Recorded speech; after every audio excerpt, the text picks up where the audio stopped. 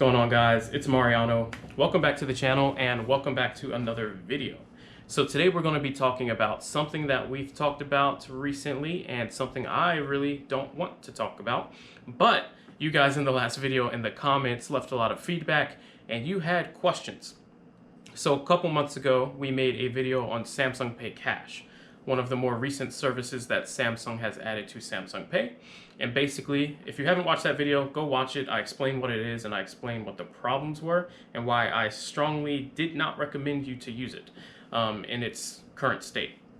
Now here we are a couple months later and you guys have been asking, are those problems fixed? Is it worth using? Have there been any updates pushed? And are you still experiencing the same issues that you experienced then when you tried to make purchases? Those are very good questions, and so I figured I'd save you the time and the money by using my time and money to test that for you and let you know how it goes.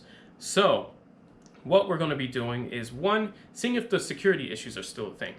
When we tried to make purchases, first, if you haven't watched that video, again, watch it. I'll drop a link right here. When we tried to make purchases last time, the whole thing froze up. It would freeze up the account, flag a security issue, say we don't recognize the merchant, blah, blah, blah, we've locked your account for security reasons, and you'd have to call Samsung, which you can imagine how fun that probably is, get through to their support, which takes about 15 minutes, go through a whole process where they verify all your information, do an extra security check where they then have to call you back, you have to answer, verify yourself again, and then they release your account. This happened almost every single time that I tried to make a purchase. On top of that, one of the other features that really just kind of pushed it over the edge that was missing, that it definitely should have, is a way to send money back to yourself after you put money onto the account. The whole purpose of this application is to send money from peer to peer, or to use it as a prepaid bank account, right? So if someone sends you money, you're going to want to get that money back into your bank account if you don't want to use it on Samsung Pay. That was not an option. If you upload your own money into the application, you cannot get that back either. So you have to either spend it or it's a wrap. So basically, you know, if you put 20 bucks on there, but you need that 20 bucks for a bill that's 60 bucks, your only option is to put the other 40 bucks into that account and use the account to make the purchase. But then if you try to make the purchase and the security system says, sorry, we don't recognize the vendor, we froze your account, and it just does that over and over, and you call tech support 3 times and it's still not working, you've wasted time, you've wasted money, and you're probably never going to use the service again. So anyway, without continuing to rant, here we are a couple months later. We're going to test out Samsung Pay Cash and see if those problems are fixed, see if they've added a feature to let you transfer money back to yourself, and if so, maybe it's worth using, maybe not. I'll let you guys be the judge personally, and then I'll give you my personal opinion as well. All right, let's go ahead and get started and try this out. All right, so let's go ahead and get into the application here. Now, last night, I tried to just do this first part, and I was immediately frustrated. Let's see if it still does it. But we're just gonna go straight into the application here. You know what, let me not even go this way. Let me go to the actual app, just to make sure we're running the full program, no excuses. All right, so here's our Samsung Pay Cash card, right? So first thing we want to check, with any updates that have potentially pushed, and let's just double check while we're live here that we're on the latest version. We'll go into settings, go to about, check for update. We're on version 3.7.95. Check for update. There is no update option. We are on the latest version according to the Play Store. Here you can see my little comment from 2016 when it was kind of first popular. Best thing ever, Samsung Pay. Best thing ever. I don't know if I feel that way now, but anyway. Going back into the application, let's see if any functionality has changed. So we're just going to click on the card. And let's see. Well, we've got add money, send money, request. We've got our balance. We can view our virtual information, etc. I don't see a transfer option still. So let's just verify. If I click on send, or you can go through your contacts. That would mean same thing for request, add money, you can go in here. So let's just do this, but bank transfer. So this is still not transferring to your bank account. This is for adding money to this account. You can either use your debit card, or you can transfer money from your bank to this bank account. This is not my bank account number. You can send money to this routing number and this bank account number, and it'll put money in the account. Thank you guys for the warning in the last video. I know you guys were trying to throw some warnings at me saying my bank account info was showing, but this is not mine. This is Samsung's. No money will be taken from me. There's nothing in here anyway. All right, so if we want to deposit, you add money from your card, right? It tells you some information. So let's just add 20 bucks. Now this is where I got stuck last night. Let's see if it's fixed. If not, I'm going to be very frustrated. Okay, so I got to this step. I input my security. Oh, weird angle. Okay, doesn't like me. Please hold. This one should work. All right. Let's see. Oh, okay. Last night it froze there. Didn't let me add the money. Okay. So, balance after adding money, $20. Balance now 20 bucks. You can see here the transaction receipt. Here listed money added from card plus 20. Awesome. Fee, 0 bucks. I like that.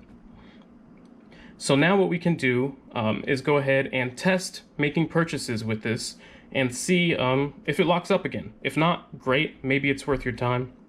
If so, maybe not. All right, so I'm logging into my account here, and we're just going to see if I can put money into this game account so I can purchase the currency needed to make in-game purchases. So, of course, in League of Legends, it's called RP, Riot Points. So we're just going to go ahead. I've signed in here. We're going to do, let's just keep it small. Let's do $5.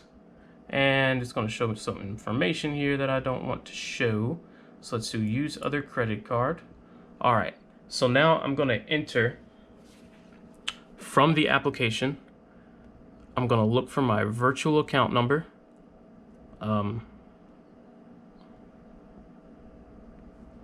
View information, enter PIN, right?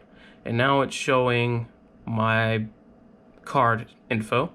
Just in case I use this in the future, I'm not going to show this portion, but I'm going to input that now. Okay, so I just clicked pay now and it went through. Awesome. All right, that's already better success than I had last time. So I now have the $5 worth of RP there in my account, and it is working. So that's a good sign. Let's try making a purchase somewhere else online. Let's maybe do Amazon.com.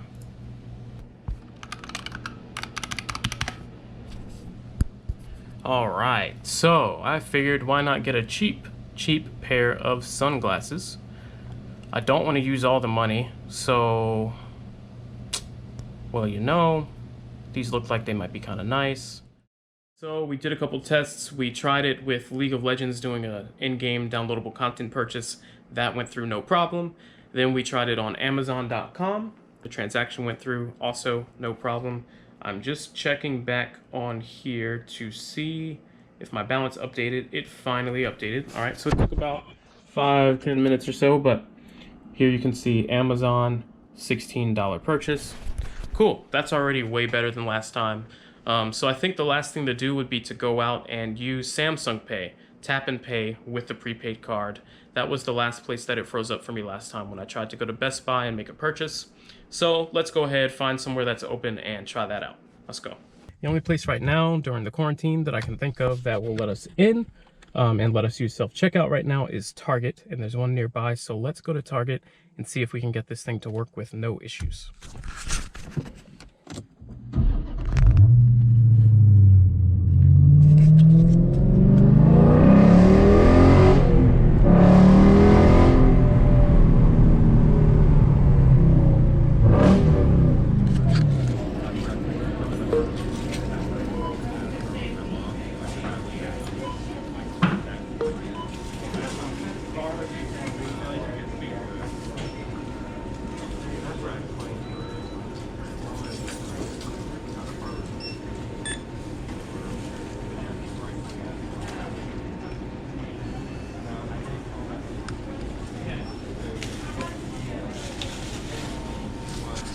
remember to grab your receipt.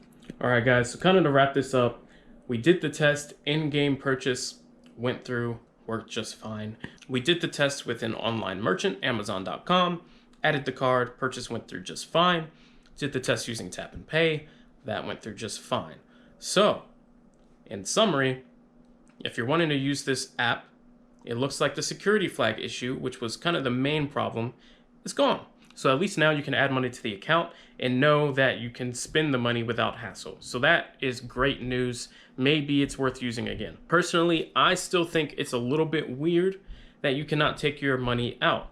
Now, I know in the last video, a lot of you guys were saying that that was kind of like a feature of the service. You can use it more as like a bank account or a savings account rather, where, you know, you put your money in and you can't take it back out and it's good for budgeting and all of that. I kind of understand that, but at the same time, it kind of doesn't make any sense to me because think of the other services that allow you to do that, right?